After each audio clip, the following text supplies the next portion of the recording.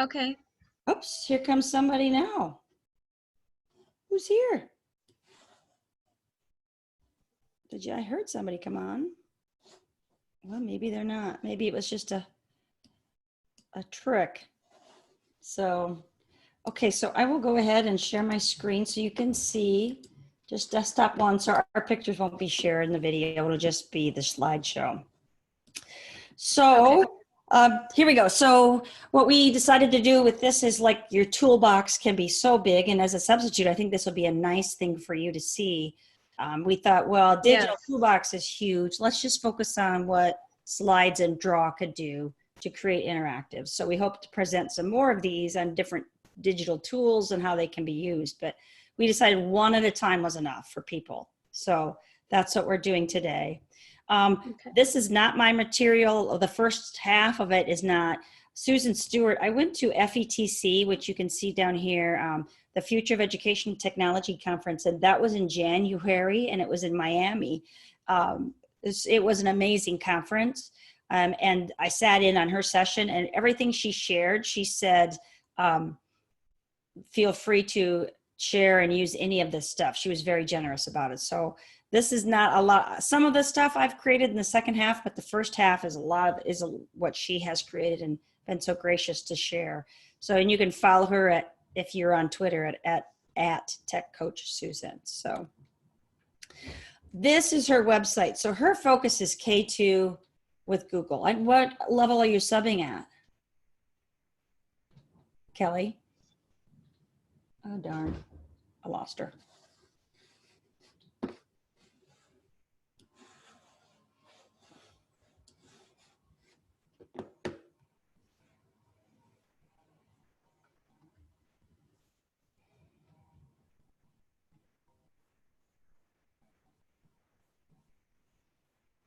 Are you back?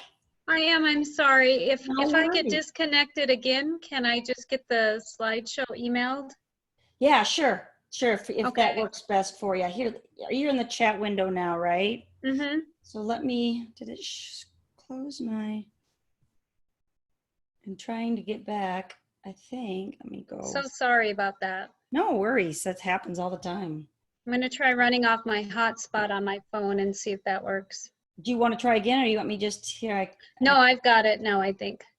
Okay, if I get my slideshow back up, oh, there it is. I just, so I'm going to put the link to this slideshow, though, in the chat.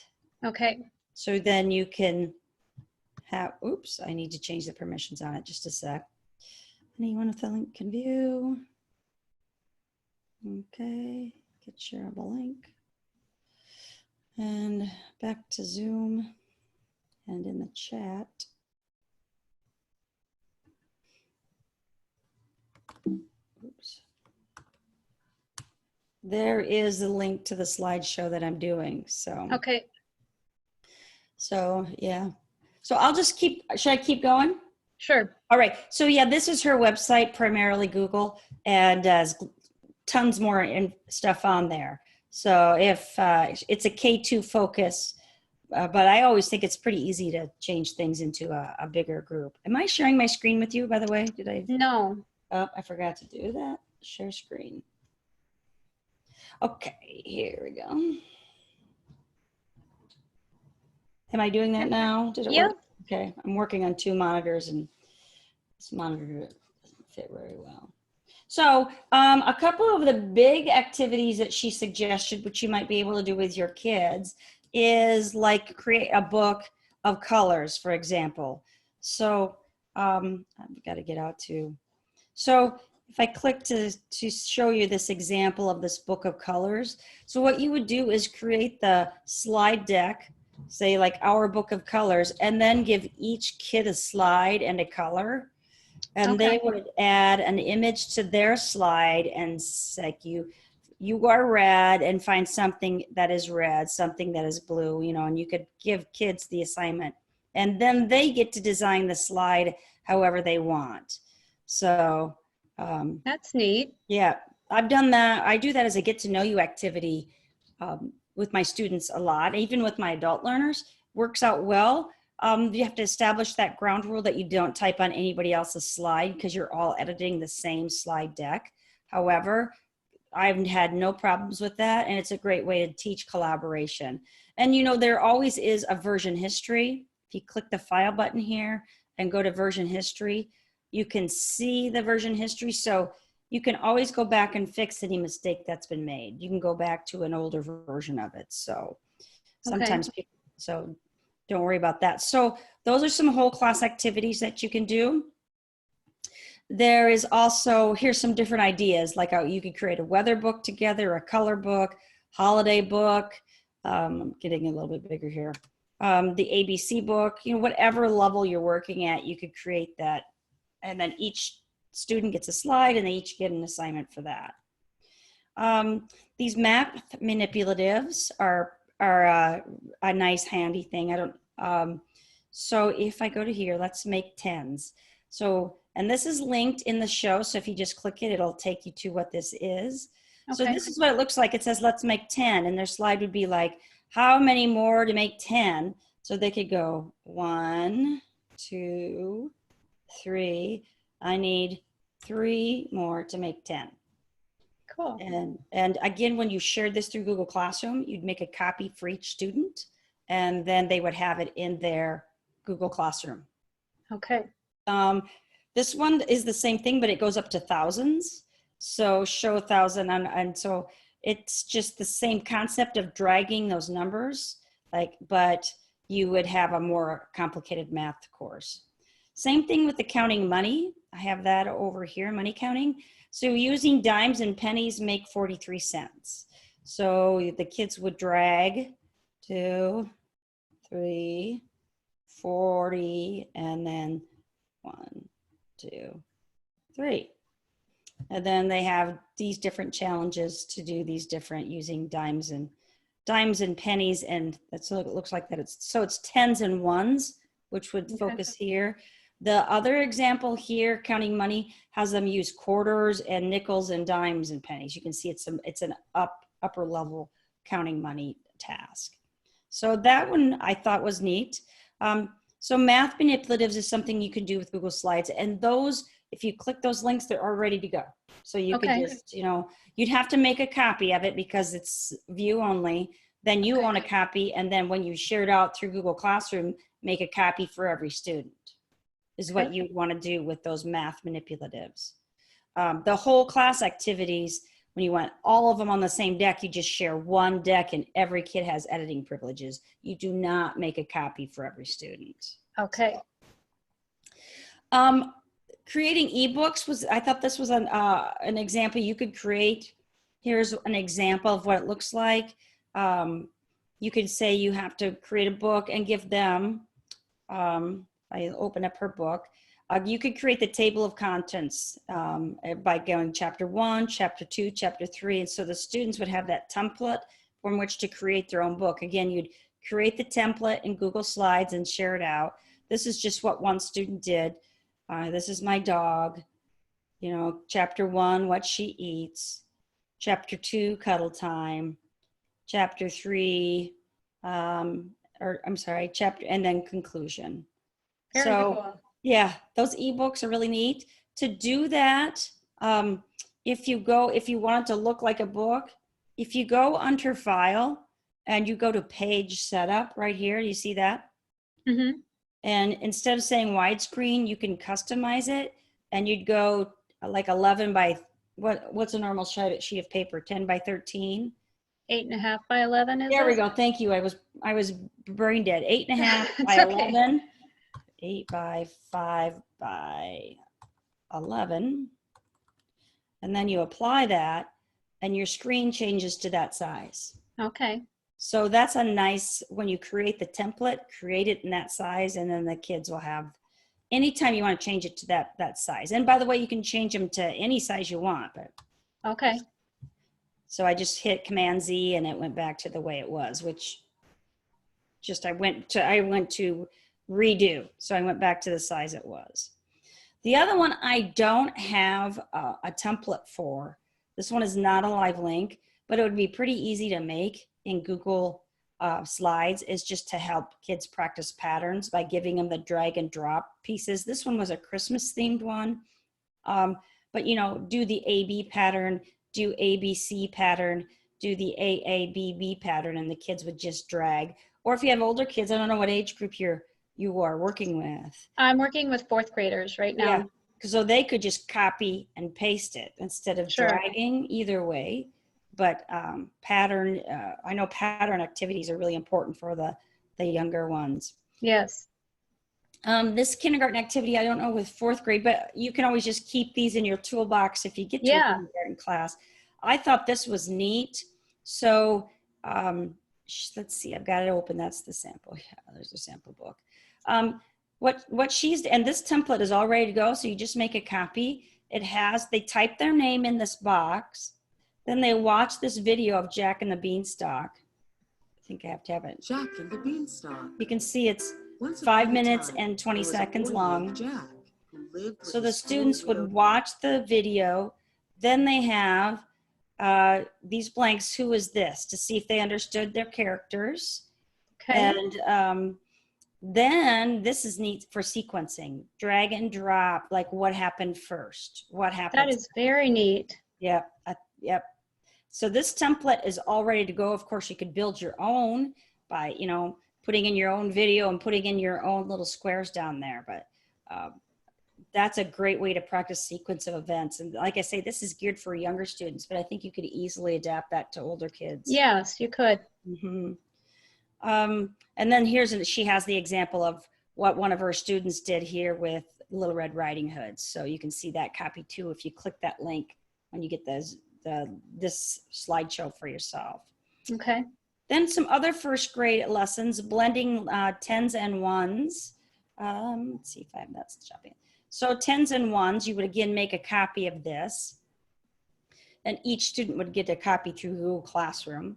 And then there's a video here to give them some home instructions on tens and ones. And then there's some games here, which you could share or not. Different schools have different policies about going to these ABC things, but so you could easily just delete that slide. But here your tens and ones activity are all ready for you. Here's the example.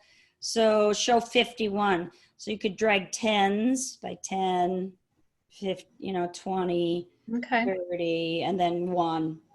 And then that's how they would show you. And then when they were done, they could turn it in and you could see how well they did with tens and ones. So that template is ready for you to go. The other one that she has ready to go is this learning about the praying mantis for a science lesson. Oh, I thought I had it open up here, but I don't. I will do that here. I thought this one was pretty cool. I've always thought praying mantises were interesting. So when you click the link, you have to make a copy. Mm-hmm. And it's spinning up here, which is making a copy. And it's all ready to go. Again, you would share this out through Google Classroom, making a copy for each student. And it says, learning about the praying mantis. What do you wonder about the praying mantis? Write a question in the box. The kids would, do they really pray, or whatever they wanted to say. And then let's research. And so there's links to these sites where the students can go learn about the praying mantis. And they are in very kid-friendly places. So, it looks like a leaf and a stem. So then after they do their research, then they say, let's label the parts. So, they could either type it in themselves, antenna, or they could copy and paste if they knew how to copy and paste. Okay. So that part's ready for them. Then the next part of the lesson is make your own diagram. And they could use, they could pull this out there and then drag these boxes and make their own diagram from their praying mantis. And then the life cycle, egg case, nymph, adults. They could learn, and there's a video here that shows them about that. Oh, watch this on YouTube, which they might have to do. And then write words that describe the praying mantis in the bubbles. So they could click inside these bubbles and write some word that describes it. and then a place to reflect on what they learned. And that template is all ready for you to go. Okay. So if that is something that, and you could, again, it would be work to create your own template, but you could use that idea to create your own book, Right. whatever you're studying in science. So these are interesting too, these hyperdocs in Google. So like, let's learn about the bossy R. It's over here. And so I like how these are set up. I don't know if you know anything about hyperdocs, but they always I do have not. Okay, a hyperdoc is a doc that's got links in it, hyperlinks. Oh, okay. But instead of using one document, she's used slides. So like the first is always explore. And the first thing that they do here is explore, and it says, here's a view of these videos, and these are younger students, but the bossy R sound, and then explain. And if your students are using these tools, they could do it here, or just type here and say, well, what did you learn about bossy R? And then apply it, show what you know. So here's the example. So you type the words here, so you'd highlight, and then you can type in bird. Oops, type the word here. B-I. Oh, I'm in the view only. You see up here, I'd have to make a copy. Oh, okay. So it doesn't mess with her copy of it. And so she's got a couple apply, fire, string, and yarn. And so you could, well, I love how she's used GIFs here. I think the kids would like these. Yeah. And then she gives them the option to create something like that too. Write a story using 10 bossy R words, or create a game with a bossy R review. So those are hyperdocs, and she's got several other examples of that she's shared. My 5 Senses, President's Day. And so in each one, they have that explore part. They have that, go back to my bossy R. They always have an explore piece. They always have an explain piece. They always have an apply your learning piece, and then a create piece. Okay. So students go through the steps with each of these. My 5 Senses, or they find in hundreds, tens, and ones. This one goes up to the hundreds, which is a little higher level. So the other thing that she shared at the FETC are these books that she's created in Google Slides. And these might be too young for your 4th grade learners. Like this is the B book. And so the kids could read these books. And she could even have them read them out loud and videotape themselves using a screencast. I don't know, have you used a screencast at all before? No. So that might be something to we do another time. But those folders are there for teachers who would want to use them. Okay. So, moving on then, some Google Draw activities about how that drag and drop, which looks a lot like but instead of doing it in a slideshow, you do it in Google Draw. Which, have you used Google Draw at all? No. So it's a lot like Google Slides, except for it's just one page instead of several pages. And here's an example of a 1st grade friendship one that and so again, you have to make a copy when you click the link using a Google Draw, and it's creating. And so this template is created. You could share it out, and then they put their picture in the middle of it and write reasons why they're a good friend on the outside of it. Okay. That's a poster that you could make with Google Draw. I included in here. Here's some more examples of student works that she's got. I can't see that screen right now. You can't, I'm not sharing my screen? No, it came back to us. Oh, that's weird. Well, let's see if we can fix that. Sometimes when I'm working on 2 monitors. I did that for the first time this morning. That gets a little confusing. It's so nice though when you're trying to work. It is. Yeah, it is. When I'm building from one show to the next. So can you see it now? I can see it on the side. Yeah. Okay. There we go. Okay. So here's some different examples of like students have made with a Google Draw. Well, that's really neat. Yeah, I like those a lot. And so to get to a draw, you just go to File. file, and whoops, I'm sorry, I've got to be in Google Drive. New, and go to more and go to Google Drawings. And again, you could create the template, share this out through Google Classroom, and it makes a copy of every student for every student. And then you can insert anything that you'd want for like drawing tools. You can insert text boxes, shapes, and you know, if you use callouts, you know, they can put those on there. They can dump different colors in there. You can type inside of these. Very cool. So yeah. And what you can do for drag and drop activities, which I'll show you here. If I get back to my thing, where did I put that? I thought I put it right here. Sorry. That's okay. I have a website. Did I not? Maximizing. I've seen one with like this, like I shared it in here. I thought I did. Where you drag and drop. In fact, I have it open over here. Drag and drop activities, and I'll make sure it gets into the slideshow too, but it says like, place a red circle on Lake Superior. So the kids would have to drag the circle and put a circle on, place a blue triangle around the Twin Cities region. So they would have to, you know, was it the blue rectangle? The Twin Cities would be about here, you know, the purple arrow. So they could use these drag and drop activities in Google's drawing. That's what they look like. Okay. And I'll make sure I get that on that slideshow, because I had a link to a web page that has tons of Google drag templates that are all ready to go. So you wouldn't have to create them. And I will add that in here soon. And here's just some other examples that she's made, like this is the place value tens and hundreds ones. Oh, so nice. These are your ones.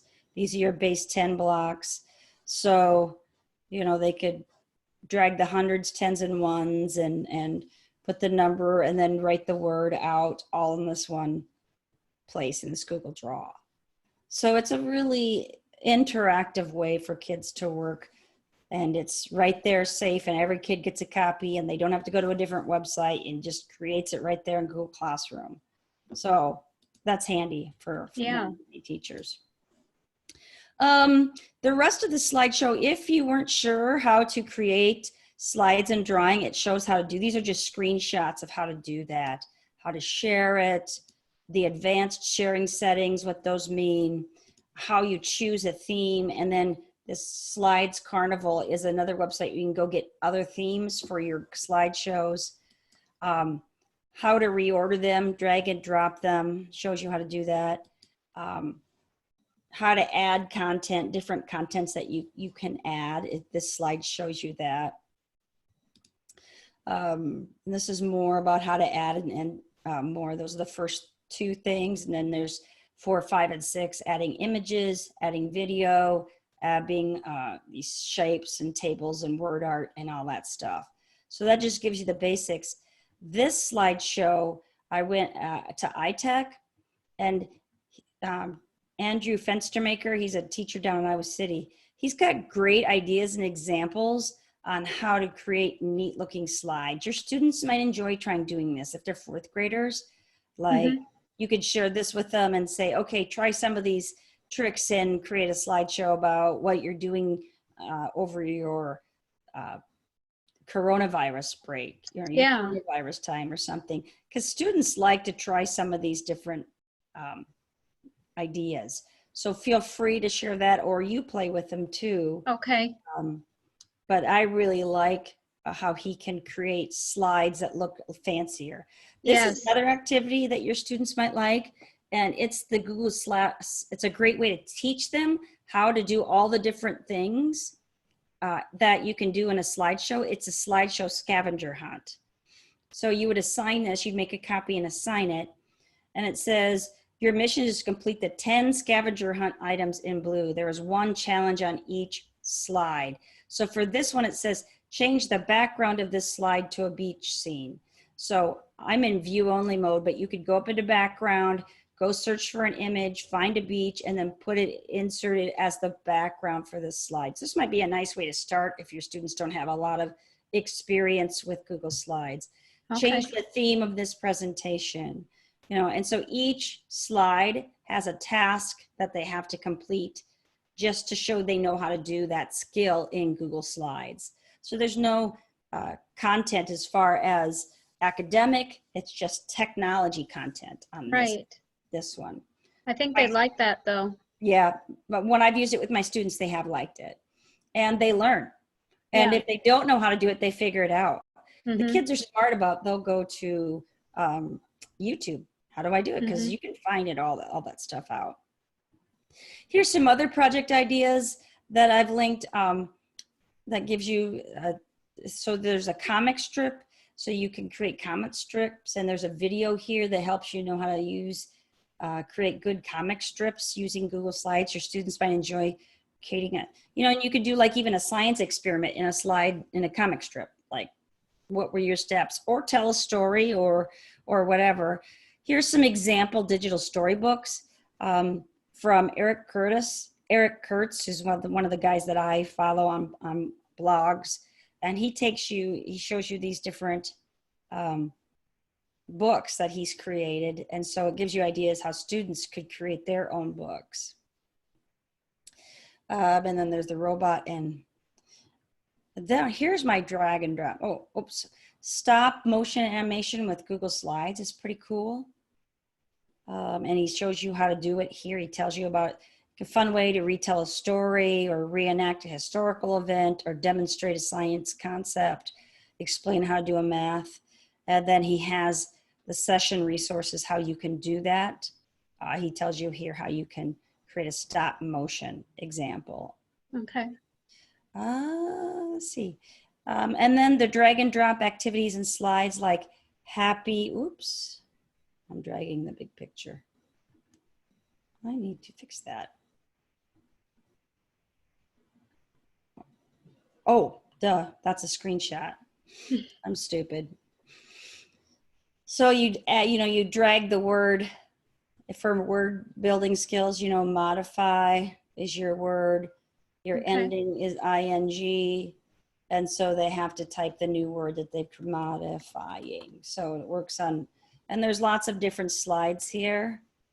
It's advanced phonics is what I took it from. I created that for a teacher. Again, you'd have to make your own copy. And again, you could if you wanted your students to do this kind of word activity in Google Classroom, make a copy for each student and they'd have to do their own work. So sorry about that. So then I showed you the map activity. Here's the do more with Google Draw. That link is right there on that slide. Okay. And so activities for social studies, for math, for science, drag and drop solar system, for example. So if you click, it says use this template or template, however you pronounce that word. And so the template is all ready for you and you just have to drag and drop it. So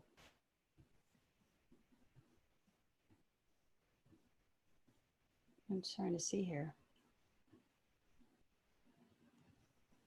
Oh, I'm sorry, I had to scroll over. Drag the planets into the solar system by matching the shapes. So wherever, Jupiter would go is here. So those types of, the Venus, that one.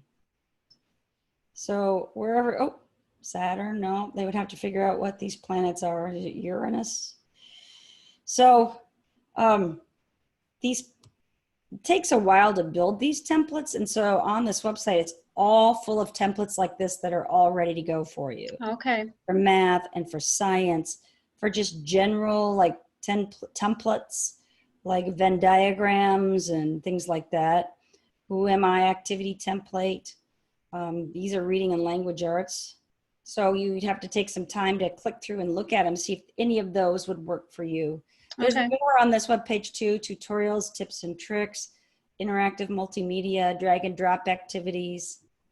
This, why recreate everything. This is where I got the the earth or the geography one, but there's lots of different ones that are here in the drag and drop activities. So that website is linked right here in the slideshow as well.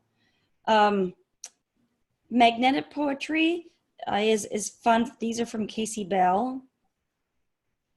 And the kids can just drag and drop words to make poetry. Like she got the idea from her kitchen. So like if you want surprised, we surprised this witch, you know, and they could build their own poet there, and they put their name up here. Okay. So that's Casey Bell has a couple, and she's created a winter one too. And I'll have to see if she's got one for the summertime. So that's another activity that you could give to kids. Creating newsletters, again, this is the one that where you change it to make it look like a piece of paper, 11 by 13.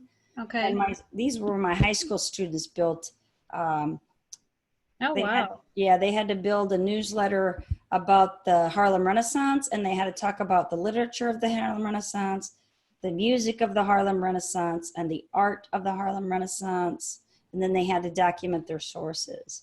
And what's cool about, I always call these Harry Potter newsletters, because you can put in images and videos and GIFs, you know, which you could do in a regular newspaper. So students might enjoy, if you had a topic, building a newsletter on a topic for that. When my students did it, and they did it in groups, they really enjoyed doing it.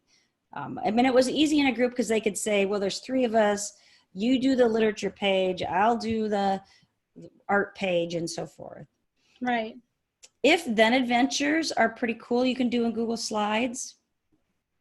And this is an example of the Napoleon won the Waterloo. And what if then does, it just creates a link to another slide. So here it says, smoke and fire. Okay, what do you fix first? Do you stall the butcher? Do you stop Nate's charge? Or do you ignore the farms? And when you choose, it takes you to the next slide. And then you have to decide what to do. So it's a choose your own adventure. I think this is a great activity for kids to build themselves, because they have to really plan it out first and then decide which slide's going to have what, so they link to the right slides. So it's a really critical thinking activity for students to do. Oh, I think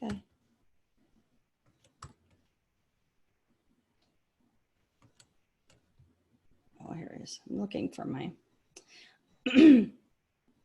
resumes. I don't know if you can use Google Slides to make a resume. Is something that might not fit with you. These icon and infograph boards come from Matt Miller, and he's got these templates all ready to go. So students could use icons to create, and he says, click here for the templates.